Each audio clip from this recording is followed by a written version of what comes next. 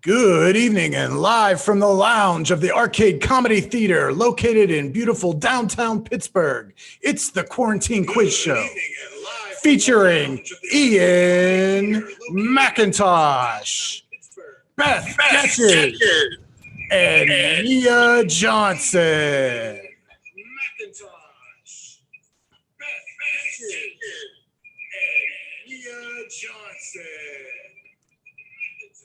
Good evening, everybody, and welcome to Live from the Lounge.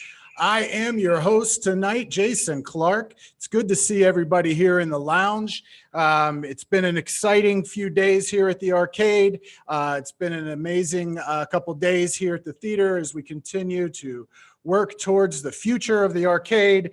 And I am excited to be back with you all tonight, Wednesday night, 8 o'clock, with Live from the Lounge. I have an amazing group with me tonight. Just excited to have three of my friends and co-workers in all aspects, whether they work directly with me here at the theater every day, or they're my house manager, or that they perform with me in stand-up shows. It's exciting to have them with me tonight, and I'm going to bring them in now, and we're just going to get this thing rolling. So let's bring our contestants in for tonight. We've got Ian McIntosh, an amazing stand-up comedian and actor. What's up? Yeah, what's happening, Ian? Good to see you. We've got Nia Johnson. Come on in, Nia. Good friend Nia Johnson, an amazing improviser and one of my incredible house managers here at the Arcade Comedy Theater. Can't wait to get back with you and having you hello. Managing in the house. Same. I can't wait to get back either. Cannot wait to have you back. And our third contestant, another talented improviser here in Pittsburgh, and also the incredible development director for the Arcade Comedy Theater. It is my good friend and co-worker, Beth Getches. Beth, join us here and join the fun. There she is. There we are. Oh, it's so exciting. Welcome to all of you. And I'm looking forward to this show. We're going to have a good time.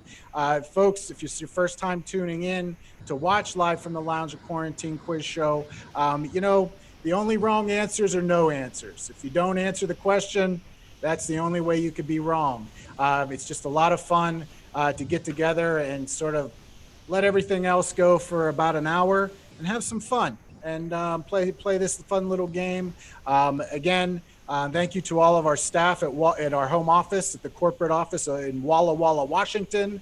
They monitor me at all times for content, and also they truly control who the winner and the non-winners are, because I don't want to lose friends over a bullshit game show. So lots of fun to be had. And again, you can donate to help support the Arcade Comedy Theater while we are closed during COVID-19. You can go right there. Is my good friend Beth doing what she does so well. If you're watching on Arcade Live through our website, arcadecomedytheater.com, you will see a donate button there. You can click that. Or if you're watching through our YouTube channel, the Arcade Comedy Theater YouTube channel, you will see the link listed in the description of the show. Please feel free, go ahead and donate to us. This show is been going on for quite a few weeks. I don't even know what episode this is now. I stopped counting. But this month, the month of June, 50% of all of the donations that are made to the arcade, not just through this show or all of our shows that we're doing, but any of our donations that we receive in the month of June will be earmarked for our Diversity Scholarship Fund, which we launched back in December of 2019. And it fully funds Arcade Academy educations for underrepresented voices in comedy, including Black, Indigenous, and people of color. We awarded our first 4 scholarships back in January, so we hope that you'll be able to donate generously this month to help continue to support this critical initiative. So thank you so much. Beth, thank you for all your hard work of what you do of setting all of this up and opening our eyes up to this incredible world of donating money. It's been a wonderful, wonderful thing. There it is. Do it up again. There it is. There it is. There it is. So we're going to get started right out of the gate. We get into round one, 3 rounds. First 2 rounds, there's 3 questions per round, and then the final round, which is the choose round, just has 1 question for each of you. So just so you know, the very first round is sponsored by Pride Inside, a queer variety show by Donatella that will be tomorrow night, Thursday, June 25th at 9 p.m. Go to arcadecomedytheater.com to go ahead and stream, or to go through our YouTube channel. You'll be able to see that not only live, but these things live on our YouTube page. So you can always come back and stream us at your convenience, and we do appreciate that. So again, tomorrow night, Pride Inside, a queer variety show by Donatella. Last year put on an amazing show here live at the theater, and I'm excited to see what those amazing organizers of that event, the producers of that show, are going to put together for us. So there we go. We got to pay the bills. We got the first sponsor out of the way, and we're on to question one. Question one is always the same. It just gets the blood pumping. It gets the synapses firing. It gets you thinking. And this category is titled, "You Dropped the Bomb on Me." You dropped the bomb on me, baby. And what I want to know is, what is your worst on stage experience? Your worst on stage experience. It might not mean that you personally bombed. It just might have meant that this was just a shit show you were on. And we're going to get this started with my good friend, Ian McIntosh. Ian, you dropped the bomb on me, my friend. What was your worst on stage experience? My worst on stage experience was I had to do stand up at a strip club. Had to? Yeah. Okay. I guess. Listen, we gotta choose our gigs, my friend, but go for it.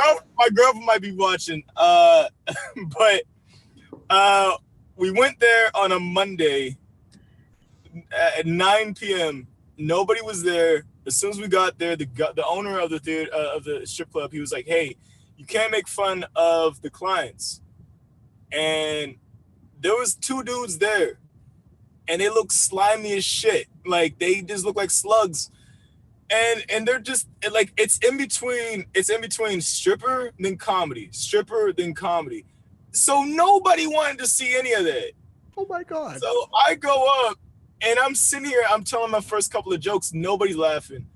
And then I do what I do best. I'm starting to rip on the audience, which is 2 dudes that smile, slimy as shit.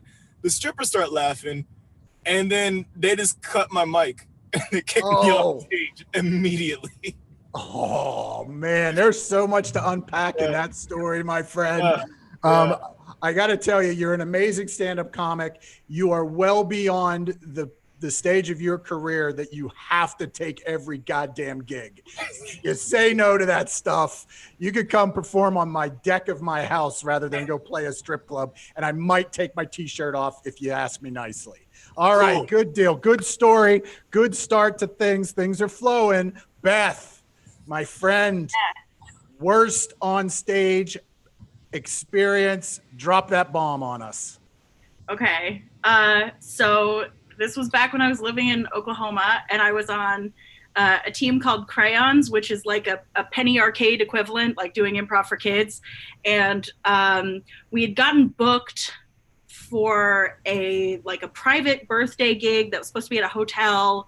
It was gonna be pretty cool. They were gonna book like a big room, like you might for a wedding or something. And they had booked it with a voucher that we had given to like a silent auction or whatever. So we were not getting paid for this. And then as it got closer to the date, it moved from a hotel to like a steakhouse, like a Texas steakhouse, kind of like the kind with the peanut shells on the floor. And not, a place you want to perform, but we're like, okay, fine. Like they probably got booked a room or something in the back. They didn't. We performed at their table, sitting next to the kitchen. we weren't allowed to stand by the table because it was next to the kitchen. We just had to sit with them and do like verbal games. And the waiter would come around and be like, hey, do you guys want anything? Because they didn't feel like performers. And then like the parents would be like, no, they don't get to even have water. And they're not ordering anything. And like somehow our director, like she got us through it. Like she was really kind and charming and everything. And at the end, the birthday girl, she was like, oh, are you surprised? Were you surprised? And the birthday girl, who was 21 and looked 35 and had a Minions cake and was drunk the entire time, goes, oh, I was so surprised. I thought you guys were going to be strippers. Oh, my. The end. Okay, so it ended. All right, so let's recap real quick. Originally supposed to be in potentially a ballroom of a hotel in Oklahoma. Yeah. It got downgraded. We're doing it at a steakhouse. Okay, we're going to a private room, kids. Don't worry about it. You show up and you're doing it table side, and then the kicker for me, she's 21. Like, this is ridiculous. Unbelievable. I would say that I would take Ian's gig before I would take that gig. If I knew that I was going to perform next to a table during dinner, I would go perform stand-up for two drunk guys in a strip club. At least I got to drink. Right? Did you Yeah, get but Beth got a Minions cake. Well, No, there I was a didn't get Minions it. cake involved. they weren't even allowed to sniff their breath. I mean, it was, oh my. We had to leave immediately after our set. Get Yeah. out. Yeah, that's amazing. All right, two great stories. Nia, don't be worried. It's all good. No wrong answers. Drop that bomb on me. I honestly was racking my brain for the worst experience that I've had on stage, and there have been some not so great ones. I refuse to perform outside ever again because, as improvisers know, performing improv outside is worthless. Yeah. But the worst, most mortifying moment I've ever had on stage happened when I was in second grade, and it was show and tell. So I did have an audience, and I was very excited about what I had to show and tell that day. So excited that I had to go to the bathroom and wouldn't, because I didn't want to miss anything. And then I peed on myself in front of everybody, and I ran out of the class.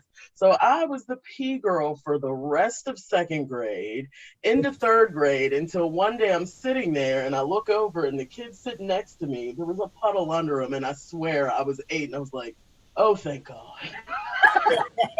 It's finally over for me. Oh my goodness. I just want to tell you right now, I want you to hug Nia. Like, just do one of these. Thank you. It's a beautiful. Oh my gosh. Wow. Okay. 3 great stories. The synapses are firing. You're feeling what this is all about. This is how it's going to go. You don't know folks watching at home, they don't know the questions. They have no idea what I'm about to ask. So they're right off the top of their domes. And listen, all great stories, all mortifying. Love all of you. You're each getting 500 points for that one. Every answer, 500 across the board. But I am going to give 10 bonus points. 10 bonus points to Nia, because you got through it and you still ended up to get on stage. If I'd have pissed my pants on a stage at any age, I'd have never got back up in front of people. So that's 10 bonus points for you. That's 500 across. I would have been an asshole, though, if I was in your class after I saw the other kid pee. I would have been like, oh, they're good together. Like, yeah. Ian's matchmaking in second grade. That's amazing. That's amazing. Oh, Nia, what were you gonna show and tell?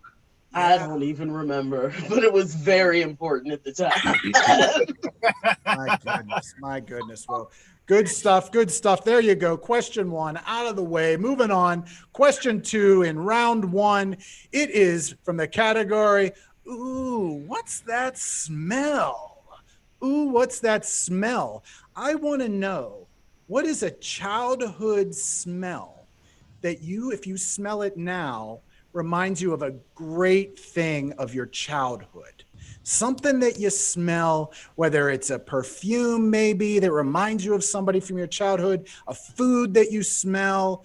What is it from of a smell that you smell now as an adult that reminds you of a great time in your childhood?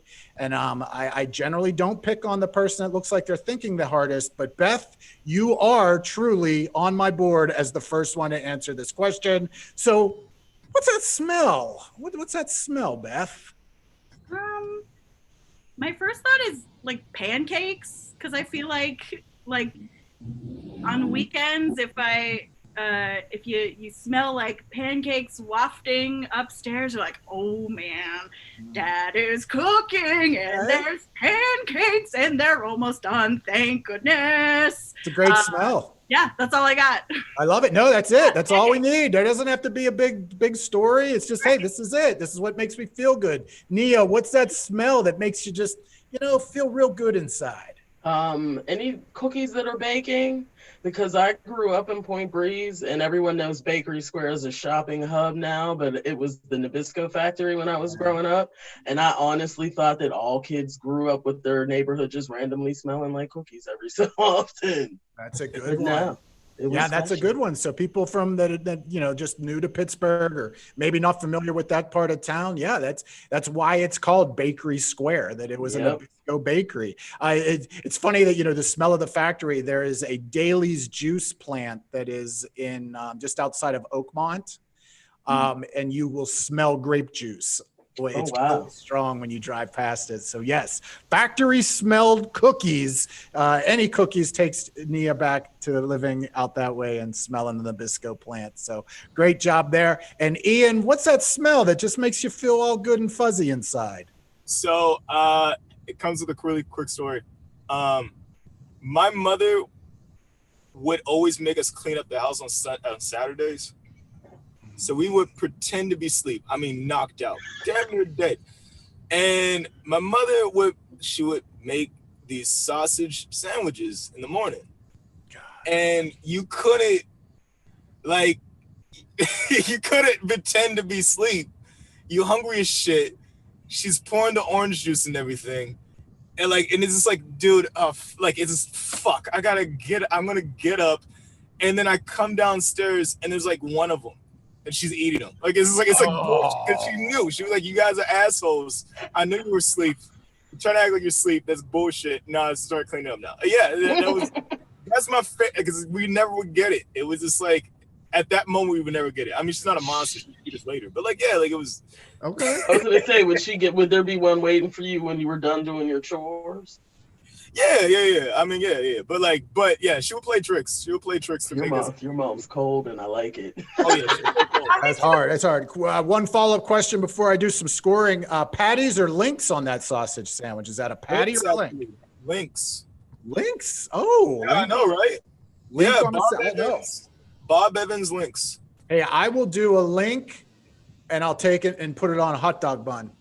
Yeah, she did it on oh geez, Corona. No, she did it on she did it on the biscuits. She would put in between the biscuits. It's nice. That's nice. Nice little fun fact about sausage links for you. My wife does not like the casings on a breakfast sausage link. So for our entire marriage, what I've done when we make sausage is I boil the sausages and then I strip off the sausage condoms and then I cook them that way because she doesn't like the casing. Folks, that's how you keep a marriage. That's how you get shit done. That's what we do. Very good. Pancakes, cookies, and sausages.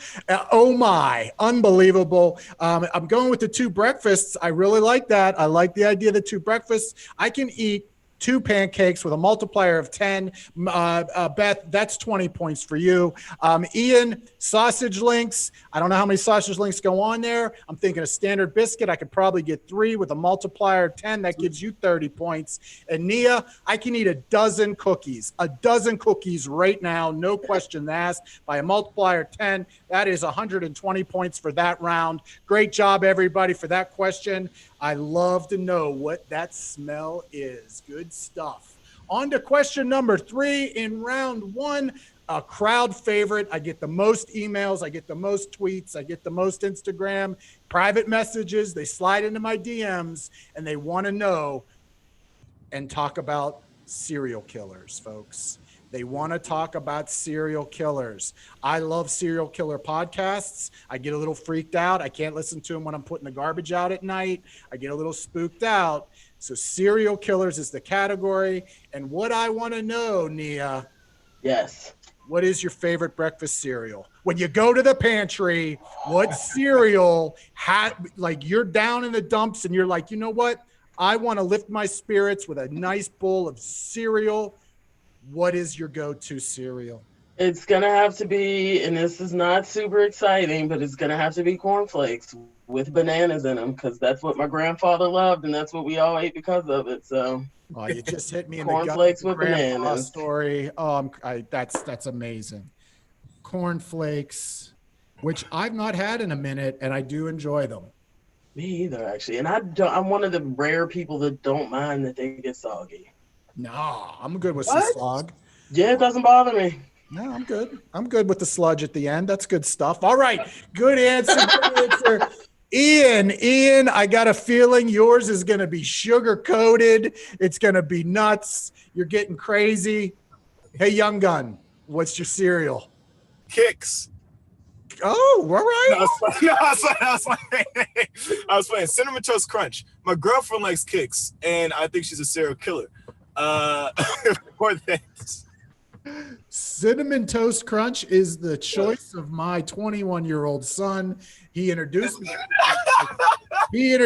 to Cinnamon Toast Crunch. I think that if you are in the 30 to 6-year-old range, you love the Cinnamon Toast Crunch. So that's a good one. I will give a shout out real quick. And unfortunately, I don't remember the name of the business, so this is horrible. But an ice cream shop just opened up on the north side. And it is owned and operated by a 20-year-old young man. And he has Cinnamon Toast Crunch ice cream that you can get by the scoop. It's really good. Yeah, right. So that's good. One thing that I do like to Cinnamon Toast Crunch, because I do partake every once in a while, boy, that's cinnamon milk. I'm all about that milk at the end. You know, what's that milk? So good answer there. Cinnamon Toast Crunch. Beth, you're in the pantry. Oh, you're not even hungry, but you're just like, I want some cereal. What's your cereal? I'm torn between two, and one of them is Cinnamon Toast Crunch. All right, well, then I will make the decision easy for you. Cinnamon Toast Crunch is off the board. Great. My other one then is Honey Nut Chex. Ooh. What? Yes, that's a thing now. Because it was Honey Nut Cheerios for a long time, but I love Chex, and now Chex has all these like crazy flavors they're doing, and I feel like, ooh, I'm an adult. I can buy all the crazy flavors of Chex. So Chex is a Chex mix. It's like a Chex mix. No, not no more. The cereal part. Cereal. Yeah. That's it was a cereal before it was a Chex, before a mix. That's where the mix comes from. Yeah. Is the cereal. And there were like 3 kinds, and now there's like corn, rice, and wheat, maybe. This is why I love doing this show. I'm learning so much. I didn't know about Chex cereal. I just thought Chex was the Chex with the Chex mix, the salted treat with the little pumpernickel discs that I pretend that I'm like a Catholic again, and I put it on my tongue, and I'm like, very good, very good. Great answers all around. I do like the cornflakes. That's a nice, the natural sugars of the banana. You're getting that potassium. It helps with bruising. Oh, it's a good combo. Cinnamon Toast Crunch. I can't argue with that one. That's a good one. And then a Honey Nut Chex. You know what? I'm giving you 100 points for Honey Nut Chex because you introduced me to something new. Cinnamon Toast Crunch, 75. I enjoy it. It's a good one. And Nia, I'm giving you 74. 74 because today I'm feeling like I want some real sugar and cornflakes. You know, That's fair. It's not a wrong answer. It's all about what I would eat right now. So I'd like to try the Honey Nut Chex. So great job through the first round. We're moving on. We're going to the fun part of the show where I get to come and talk to the contestants for a minute, a little Trebek style. You know, he gets through the first round of Jeopardy and he says, let me go and talk to these people for a minute. So let's get you started off with Nia. Nia, Yes. Nia, it's great to see you. I miss you so much. We all You do. too. You know, when I told Beth, who was on the show, she was just like, oh my God, I miss Nia. I can't wait to be on the same screen with her. That's amazing and exciting. And, you know, you told us about, you know, your peeing your pants in the second grade stage. Yep. So when did you pivot to start doing comedy? When did you say, this is what I wanted. I want to entertain people Professionally? No, I'm joking. Sure. Don't sell yourself short. I just started doing comedy. You know, this quarantine has time all jumbled up. 4 years ago, maybe 5 this August. Yeah, very good. And you're just, you know, that there's been so many times where I've seen you on stage where I just was like, I got to walk out of the room. You know, whether it's on your team that you're on or with you and Jason Newsom, which I'm sorry, you're set with Dinner with the Nolans. I think if there was anyone peeing their pants that night, that was definitely myself and my wife. It was such a great fun time. So it really was. I'm so thankful that you did come and choose comedy 4 years ago, and man, I can't wait to see you back on that stage soon. So it's exciting. Thank you. So, Beth, my partner here, my coworker, an amazing performer in her own right. One of the things that Beth does is she performs as part of Penny Arcade, which is our children's team, every other Saturday when we are open. And they've been doing online shows, and they're actually one of our sponsors tonight. Penny Arcade is. So we'll talk more about them at the end of the show. So you came to us from Oklahoma. You're our development director as well. But I want to talk about performing. When performing for a children's show versus performing for an adult show, do you prepare any differently as far as a mindset before you go out on stage? Excellent question. Goodness, I've been doing improv for kids for so long. I guess, like in the very beginning, you have to sort of think like, I mean, obviously, like, don't curse in front of the children. But I guess my characters are a lot like bigger and louder, and like you cut like straight to the simple plot that you're gonna do. And I think that the choices you make because you don't, you know, you're not so blue or whatever as you could be in a like improv show for adults. You get to like more creative places, and it feels like you're like writing a children's like storybook and stuff. So storybook is sort of where my head goes, I guess. I have so much respect for adults that perform comedy for children. It is, and that group of individuals. I've seen Penny Arcade from inception to the point that they're at now, and it is amazing to see the growth that group and the creativity and everything that goes along with it. Have you ever sworn during a kids show? That's what I was wondering. Ooh, Abby's gonna catch me later. Maybe I have. At Penny, I think back on the team I was on in Oklahoma, when I was like much earlier in this, I'm sure I did. There's not any that have like seared themselves into my brain. Like, you remember that one time? I probably said like, damn, or something. Yeah. Which like in Oklahoma, when we were performing at churches, was a bigger deal. So yeah, I can't think of anything off the top of my head. Okay, very good, very good. Ian, stand up, a great improviser too. I think the first time I met you, you were an improviser all those years back at 811, our original location. The first time I remember meeting you, and an actor and an amazing stand-up. So much fun to watch you continue to have grown your stand-up career and do the things you do. And I personally have to thank you in a lot of ways, because I hit a wall in stand-up. I don't, again, time, what is time? But I had this moment where I was like sick of everything, sick of my material, sick of all these things. And you every month do this show. It's a crowd work show at Apis Meadery. And it's called Shut Up and what is it called? Hurry up and say something funny.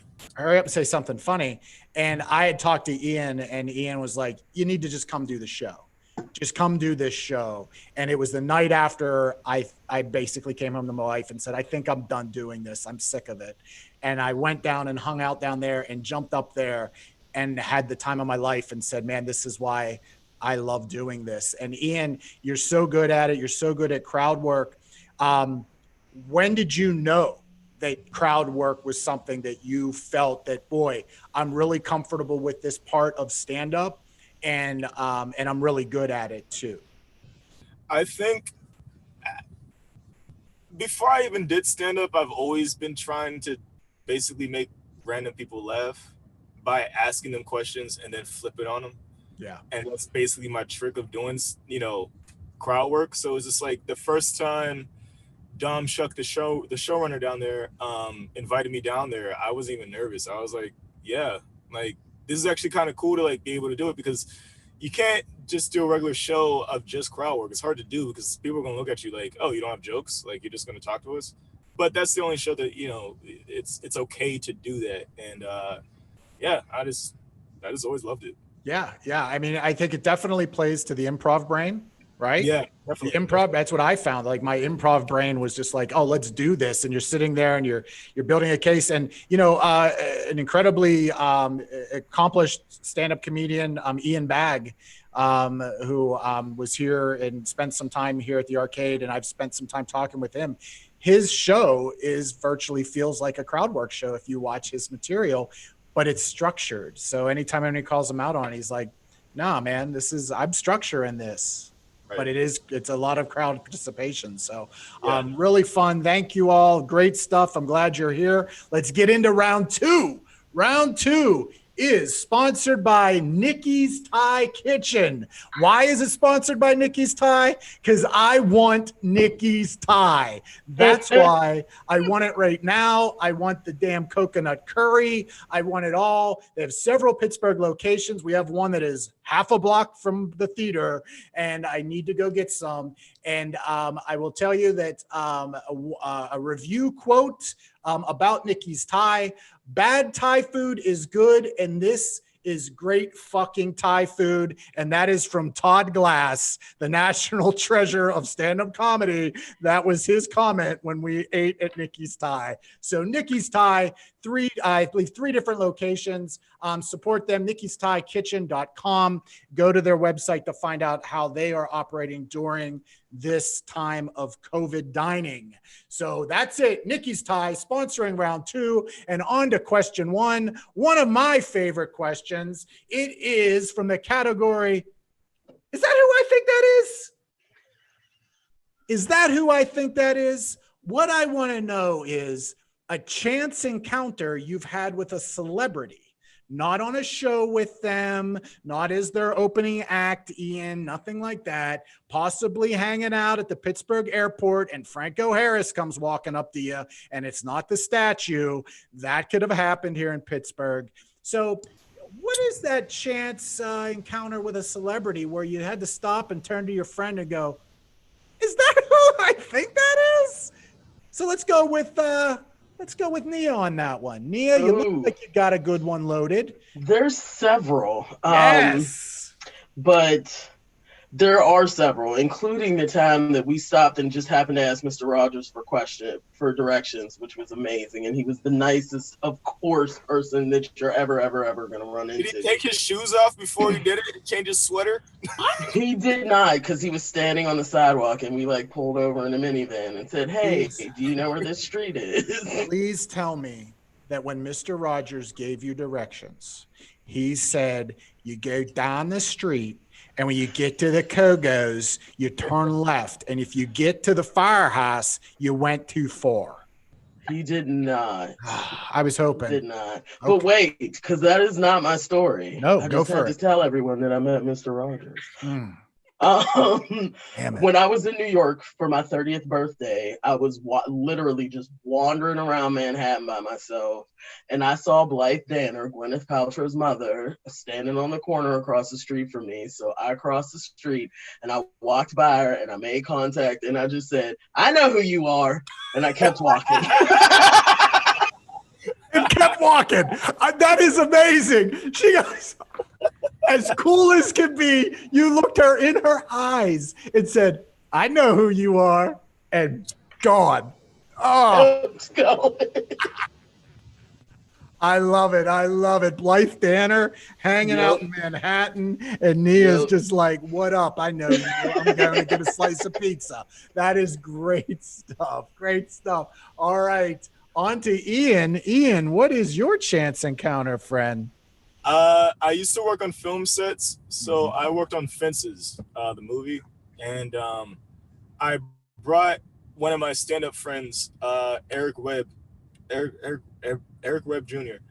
To the after party of the shoot, and I was like, "Yeah, Denzel Washington might show up," and he was like, "Man, no, he ain't. No, he's not. No, he's not. No, he's not." So we sat there for like an hour. We were drinking, talking and having a good time. And then out of nowhere, like his face is dry. He's just like, he's facing the door, and I'm like, "Yeah, what's up?" And he's like, that's Denzel Washington. He's freaking out, and he's like, and Denzel Washington shows up in the tracksuit, just like Training Day. He's just doing Training Day, like the whole entire time. He's going through the whole entire party. All right. I'm sitting here waiting for my dad. Right? I go on, and he goes in for the dap. He knocks the drink on me. Denzel spilled it on you. Spilled a drink on me and said, "Brad, brother," and then just kept on going. Like I was like, "Word, man, word." I had a whole white shirt on, man. Oh man, Denzel Washington trashed your threads. He owes you. Yeah. He owes and then you. I said, "I didn't like you in flight." And Nia just walks by. And Nia just walks up and says, "I know you." Out the door. Out the door. Oh, good one. So Denzel. All right. Fences. I'm taking notes. Good stuff. Blythe Danner. She's doing her thing still. Beth. I can't beat either of those. It's okay. It's okay. We're all family here. Just let it rip. Oklahoma, if this is Joe Exotic, you might win. But man, I moved before he got really crazy. But my parents complain about him all the time. They know everyone in Oklahoma. Gosh, okay. I have a really boring personal one because like a lot of mine are like comedy and theater related, so that's off the table. My really boring personal one is like I've shared an airplane with Mark Harmon from NCIS a couple of times because like a couple of times. He has a charity baseball event he does in Oklahoma City. This was when I was much younger, and my mom was very excited about it. I was just like, that's a person. But I would not do my mother justice if I didn't tell her story, which I know I will get 0 points for, if not negative points. She is from California, and she worked in a toy store in the 70s in California, in Southern California. And right after the first Star Wars movie came out, Mark Hamill came in and he bought a bunch of puzzles of himself, and he paid for it with a check. And then he was just kind of awkward as he was, writing his check out, and he just goes, they're for my grandma. And then he bought some puzzles at the end. No, that's suspect. Wait. Ian, you got a follow-up question on that? I don't know if I can answer them. No, you can't. You really can't. My question is like, you couldn't get a puzzle, your face on it for free, really? Right? And then you have to come up with the excuse. Hey, we gotta keep those numbers up somehow. Gotta get those sales up. That's it. That's it. That's Wow. it. And I don't think my mom had seen the movie yet, so she wasn't like, "Oh my God, Star Wars." She was just like, "That's a person." And he's on that puzzle. That face All right. on that. Okay. All right, good stuff. Good chance encounters, just bumping into famous people on the street corners. Here's the way this is going to work.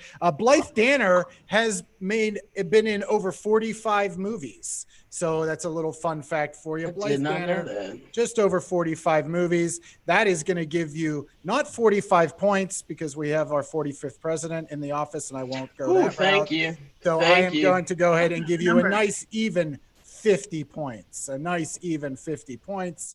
And on to Denzel in Fences. Denzel in Fences, nominated for 4 Academy Awards, 4.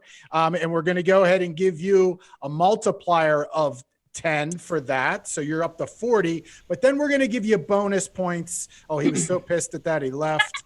We're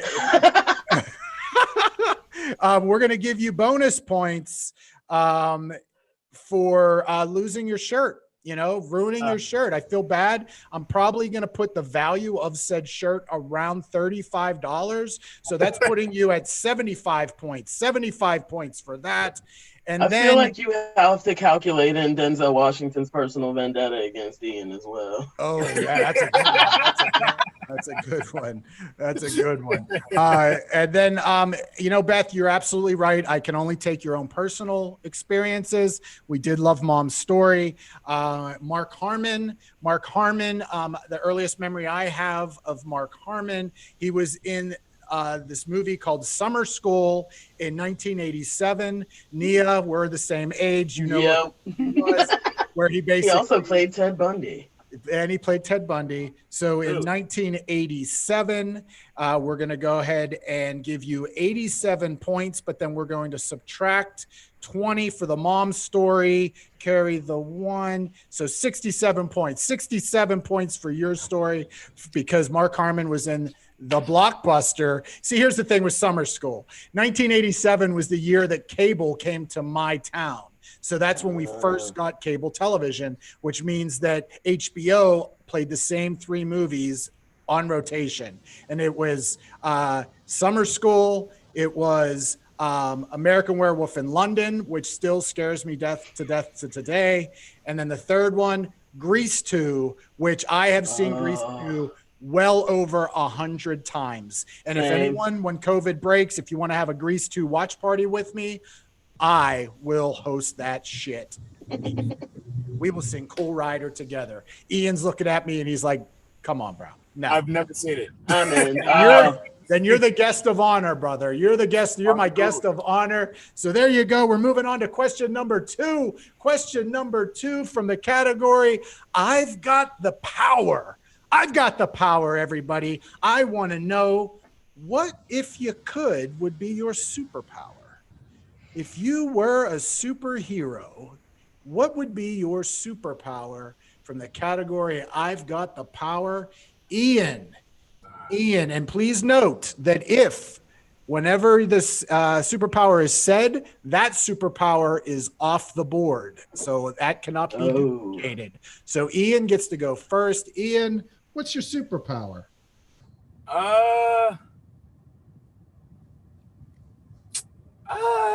I guess I want to go with see the future, but I feel like that's it'll mess me up, He's a deep thinker, folks.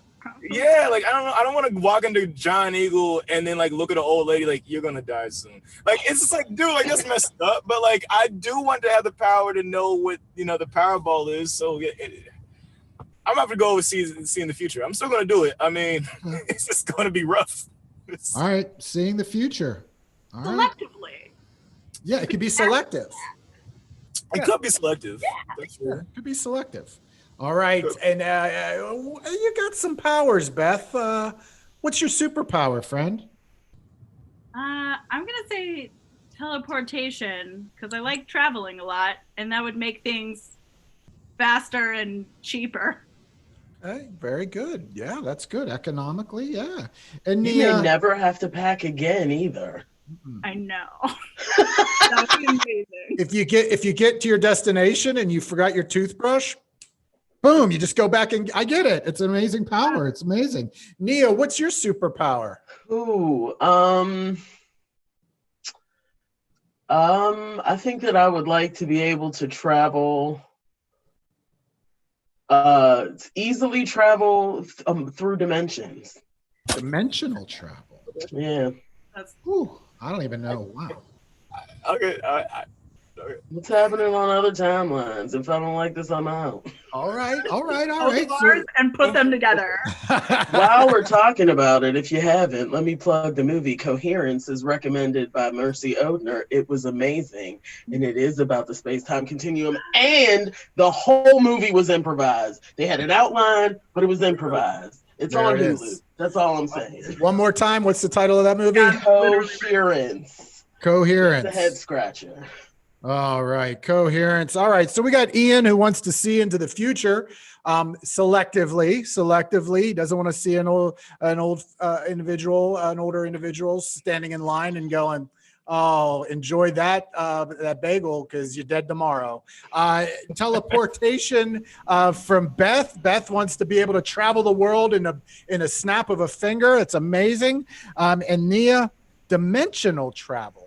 I'm going to pretend that I even imagine what that could even be. I don't even other dimensions is all. I'm just breaking it down by word. So I'm doing some math here. You know what? I honestly don't want to mess with any of you. I think that your superpowers could come back to haunt me. I'm giving you all 10,000 points. Each one of you are getting 10,000 points for that one because it's just too close to call on that one.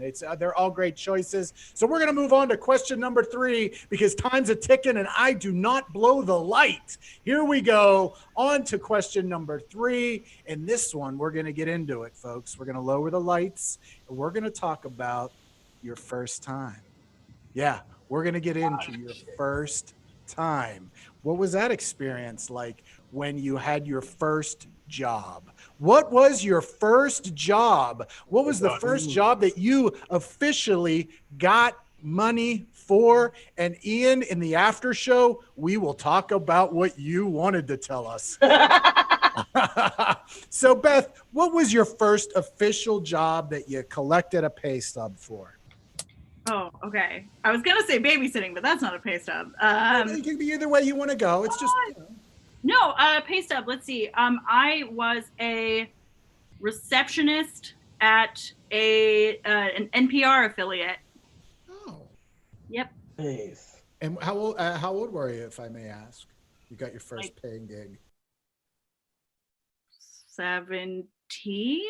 I think, for like pay stub thing, but like I babysat and oh no, that's a total lie. I was a camp counselor forever. Just kidding. What are jobs? I was a camp counselor. All right, we scratch that. Sorry. Camp counselor. What was the name of the camp? I worked at the Edmond Fine Arts Institute, so it was a bunch of like theater and art camps. Oh, nice. Yeah, and that I started when I was like, probably 14 or 15. Oh, yeah. Wonderful. Very good. Nia. What was your first official job that you had to actually have taxes taken out of? Burger King. Oh. The Burger King on Frankstown Road at the top of Rhode Island Road that is now a spay and neuter clinic. A lot of meat dealing, whatever. Yeah, I don't know. Much.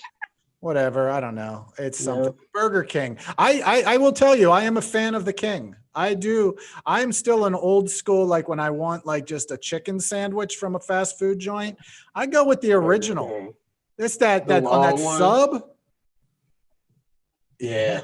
Yeah. More bang for your buck. I feel so. I think so. Absolutely. Ian, official first job that Uncle Sam took some money off of you. What was your first real job? So my job was I worked at Olin Mills, which is an old family photo place. Was it in the mall? Was it in the mall? No, it was attached to a Kmart and the Kmart only had old people there, and nobody would come in there. Nobody would come into Olin Mills because like everybody had cell phones at this point and they were taking pictures. So like nobody really cared. So we would get so bored that one day we gorilla glued a nickel to the floor. Yeah. And a whole bunch of old men would try so hard to get this thing up. And we immediately started regretting it after like this, their back started hurting. We were like, oh fuck. And then one of the guys walked away, his wife pulled him away, and she was like, come on, honey, we have to get home. And he's like, he's cursing, he's like, fuck this, fuck this. And an hour later, he came back with a paint scraper and scraped it up, held it up to the store, looked around like, fuck y'all, and walked out. Got his money. Got his money. Wow. That is determination. That's an Olin Mills story if I've ever heard one. But oh my God, Olin Mills. So what did you do for Olin Mills? So what we did was we had to bring in. We basically barked. We basically barked at everybody in the place. Like, hey, like we'll come with the families or like, you know, people. They were all old people. Like sometimes we'll catch a young family. Like, hey, don't you want pictures of your child with, you know, in front of like a canyon that's poorly painted? Like, don't you want to do that? I will tell you that I am sure that it is still in existence, that there is a picture of me and my high school girlfriend at an Olin Mills, and I may or may not been wearing a cardigan. Anyways, yeah, that's it. A cardigan and a lot of puffy hair for her. So that sounds like a challenge to find that picture, Jason. I don't know. I don't want to go down that route.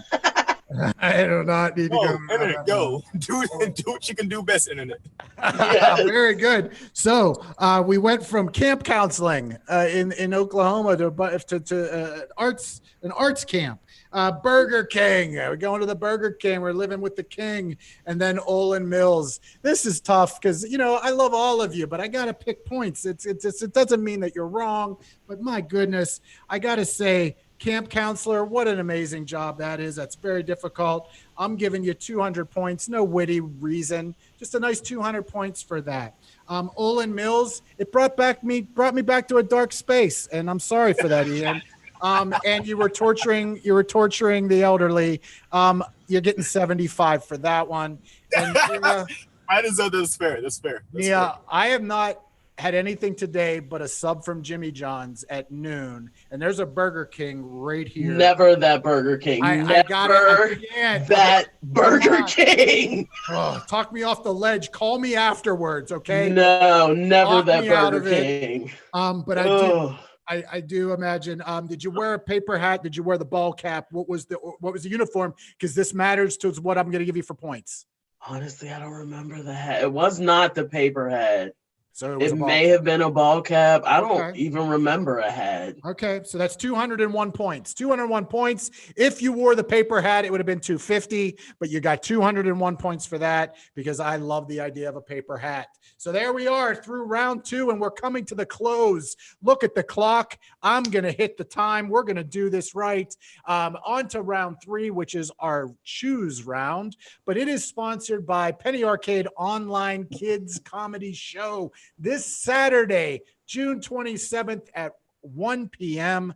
A great group. I can't rave about the group of individuals that make up Penny Arcade and what they have done to give kids something to be entertained by through everything that we're going through. I can only imagine what goes through a mind of a child of all of this weirdness going around. I've said it once, I've said it 500 times to my wife. Thank God our kids are grown because I wouldn't want to deal with this bullshit teaching kids math. I'm done. They said the baby boom coming out of this would be all firstborns. And I think that's probably true. Oh, good stuff. Good stuff. So that's this Saturday, Penny Arcade Online Kids Comedy Show. This Saturday, June 27th at 1 p.m. Give those folks a watch if you get a chance at any time. It will air live at 1, but it will live forever on our YouTube channel, Arcade Comedy Theater's YouTube channel. On to the final round, which is the choose round, where I give you a choice to choose. You get to choose which card that your question will be on. So this week, Ian, you get first chance. Card number 1, card number 2, or card number 3. That's your first choice. What are you going with? Going with number 1. All right, number 1. Oh, okay. All right. Very good. Bale, Keaton. Choose. Bale or Keaton? Because top of the dome. All right. I'm gonna go with Bale. I don't like him, but I like the movie. Okay. Whatever your rationale is, I mean, I don't even know. I mean, whatever you want to go with is fine by me. So, Ian, going with Christian Bale over Pittsburgh's own. Oh, nope. You're locked in. I don't know. I think it's a misstep, but we'll see. It all, again, I don't score this round. The bigwigs at corporate office in Walla Walla, Washington, they decide who the winner is. All right, Beth, on to your choice, 2 or 3. Card 2 or 3? 2. Oh, okay. All right. Gotham or Hamilton? Gotham or Hamilton? There's nothing written on that card.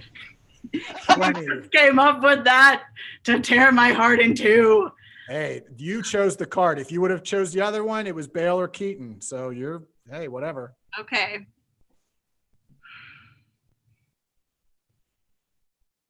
Hamilton. There you go.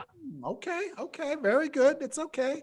Very good. Gotham is a very good show, and I can't blame you there. Hamilton will be airing on July 3rd. You'll be able to watch Hamilton in its entirety on July 3rd, and I'm going to watch it for the first time. I'm just going to tell you that. That's going to be my first time. So all you Hamilton people, start spamming me. I can't believe you haven't seen Hamilton. I listened to it and I was like, I can't do this. I need the visuals. So, all right, Nia, unfortunately, they left you with the scraps. They left you with question number 3. You get a chance to choose. Here we go. Joker, Penguin. Joker. Okay. Sometimes they're easy. Hey, sometimes they're easy. I don't know. As a villain. What's that? Who wants Danny DeVito as a villain? I don't know. I would take Burgess Meredith. Okay. I'm over Danny DeVito, absolutely. Batman. Depends on what you're looking at. It might not be. I just feel like the Joker, no matter who's playing, the Joker's just it's a more fun character. I did watch Joaquin Phoenix's Joker for the first time. I have not seen that. Seen it. I watched it a week ago, and I was fine. Yeah, it's all good. My favorite Joker was the Joker from Gotham. He killed it. That kid was something. Oh, I tell you what, he was. Ian, have you watched Gotham? No, I haven't actually. You have to get into Gotham. Gotham. Great and then ends at It's a great show. It's a great show. I changed my answer to Gotham, but I don't know if I'm allowed. Too late. All right, so as we close up the shop here, I sent them off. I sent all the point totals, your final answers off to the bigwigs over in Walla Walla, Washington. Again, I want to thank you all for doing the show. I cannot wait to sit in the same room with you and enjoy laughter again. Hopefully we'll see that soon enough. But thank you again for doing it. And again, all of donate to the Arcade Comedy Theater. You can understand that 50% of all of our donations again for the month of June will go and be earmarked for our diversity scholarship fund. And thank you all that have given so much to the arcade as we continue to work towards reopening and having live comedy again. So thank you again. There's the answer. There it is. Oh, it was close. This was so close. And it's unfortunate that the final choose really did weigh in on people.